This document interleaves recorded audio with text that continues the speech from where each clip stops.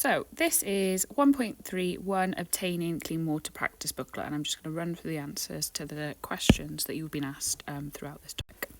So the first one, I'm kind of going to explain one or two and then pause the screen so you can have a go at doing the rest of them. It hasn't come out very well in the picture, that's where it looks a little bit blurry, but there it says the number of electrons, so this one's got 1, okay? We need to remember, and you will practice this, it's 2, 8, 8, 2, okay? So only 2 can fit in the first shell. So I'm going to do this one by here, carbon 6, and just explain to you, and then the rest of them you can then pause the screen and have a look at yourself, okay? So carbon has got 6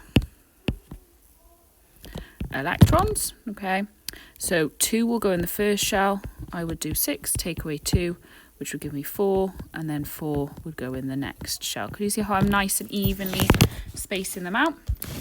Group 2 is the number in the outer shell, so it'd be group 4, and period 2 is the number of shells, okay? Like I said, I'm not going to go through them all. I'd like you to pause the screen and have a go and check your answers to the rest. Next one then says, which picture shows a compound? I put A because it's 2 different types of elements joined together. Explain your answer. 2 or more elements chemically combined. They've got a bond. They are bonded. They are bonded together, okay? Which pictures show elements B and C? What is the difference? Okay, one is a molecule, so B is a molecule, and the other one is single elements. Next bit then. Then the next bit, again, I'm not going to go through all of them. I'm only going to go through 1 or 2. I'm just going to pick one that's a little bit more difficult. So I'm going to pick this one by here, aluminium and chlorine. Okay, so if you did the top swap drop, okay, so you've got aluminium 3 plus Cl minus, okay, aluminium, remove the charge and just put the number at the top.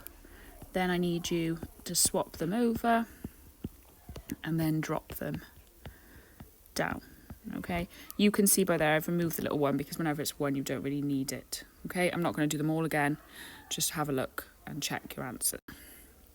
So reservoirs are one source of public water supplies. Name another one. Oceans, lakes, ponds to an extent, stuff like that. Give the number of the stage where insoluble large, so you're looking at the large insoluble particles, that's sedimentation, that's 1. In stage 3, the water is sterilised to kill bacteria. Choose from the process, that's chlorination. In drought conditions, suggest one way you can conserve water without affecting personal hygiene. Turn water off when brushing your teeth. Reuse your water, so the water that comes out of stuff like tumble dryers and stuff, you can reuse, or you can start collecting rainwater to water your plants, stuff like that. Describe each process then. So sedimentation is when large insoluble particles settle to the bottom and the rest of the water kind of runs off. Filtration, then small insoluble particles are removed by a filter, and then chlorination is when you add chlorine and it kills bacteria. This one then, next page, I've crossed this out by here because the answers are on the previous page, okay, so you can just use the same answers as before. Name apparatus X, that's a condenser, you've got the words by here, okay. B is chromatography, and to separate ethanol from water because they're both liquids would be C. State which salt is most soluble at 30. So you can see I've drawn a line up to 30. That would be sodium sulfate. Calculate the difference between potassium nitrate and sodium chloride. So it's 110. So I've done these values. 110 take away 40, which would be 70. Compare the solubilities of potassium nitrate and sodium sulfate at 30 and at 60. So at 30, they're both potassium nitrate is increasing, whereas sodium sulfate is about to start decreasing. At 60, sodium sulfate has definitely decreased.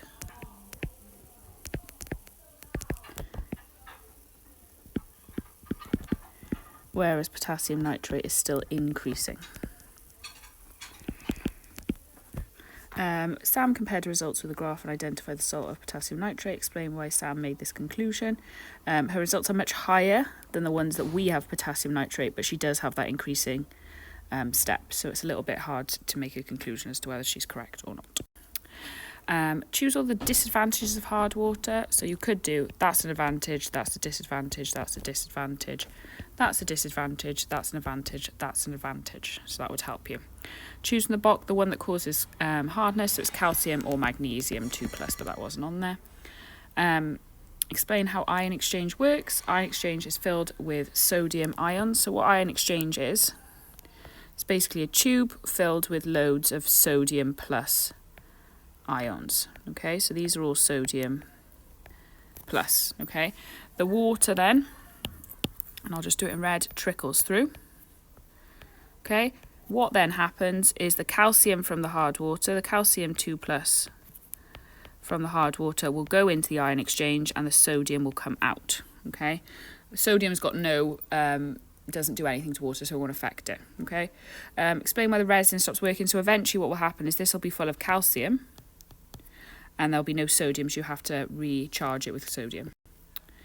Final one then, state the water sample that you think contains only temporary hardness. Okay, that would be water sample C, because after boiling it really decreases. Give one similarity, they both contain calcium or magnesium ions, and then I've done a little table for the benefits and drawbacks. So it tastes better, it's good for your heart and bones. Waste soap, forms scum, forms lime scale.